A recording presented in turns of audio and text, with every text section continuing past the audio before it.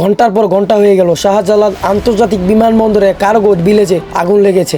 ধোঁয়ায় ঢেকে গেছে আকাশ, আগুনে শিখা গিলে খাচ্ছে পুরো গুদাম এলাকা। 36টি ফায়ার ইউনিট কাজ করতেছে, কিন্তু আগুন থামাতে পারতেছে না। প্রশ্ন একটাই, এত দূর তো আগুন ছড়ালো কিভাবে? এটা কি নিছক দুর্ঘটনা, নাকি এর পেছনে আছে কোনো পরিকল্পিত ছক? ঘটনা ঘটেছে কার্গো জোনে, যেখানে ওষুধ, ইন্ডাস্ট্রিয়াল, কেমিক্যাল, টেক্সটাইলের মতো গুরুত্বপূর্ণ কাঁচামাল মজুদ থাকে। যখন আগুন লাগে তখন ছিল শিফট চেঞ্জের সময়। এই সময় ডিউটিতে লোক কম থাকে। আর আজ শনিবার, সম্ভবত আগুনের টাইমিংই বলছে বিষয়টা এত সহজ নয়। চোখে পড়ে আরেকটা অদ্ভুত বিষয়, ফায়ার সার্ভিস আসতে সময় লেগেছে প্রায় 40 মিনিট। এয়ারপোর্টে নিজস্ব ফায়ার ইউনিট কেন তৎক্ষণাৎ ব্যবস্থা নিল না? এমন স্পর্শকাতর জায়গা যদি প্রতিক্রিয়া এত ধীরে হয়, তাহলে নিরাপত্তা প্রোটোকল মানে কি? শুধু দেরি নয়, বরং এই দেরি হয়তো আগুনকে পরিণত করেছে ভয়াবহ বিপর্যয়ে। এর আগে চট্টগ্রাম ইপিজেটে আগুন লেগে 17 ঘন্টা জ্বলছিল। মিরপুরে আগুন লেগে মারা গেছে 16 জন। আর আজ দেশের সবচেয়ে সুরক্ষিত জায়গা বিমানবন্দরেও আগুন।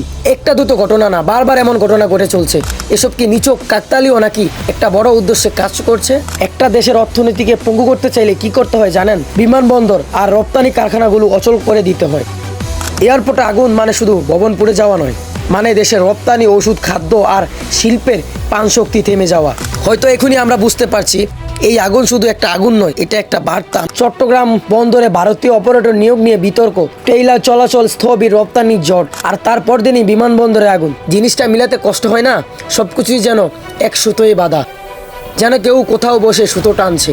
এই আগুন শুধু গুদাম নয়, জ্বালিয়ে দিয়েছে আমাদের বিশ্বাস, হাজার হাজার মানুষের স্বপ্ন, হাজার হাজার মানুষের সম্পদ। এটাই ইঙ্গিত করে আমাদের নিরাপত্তা ব্যবস্থার দুর্বলতা।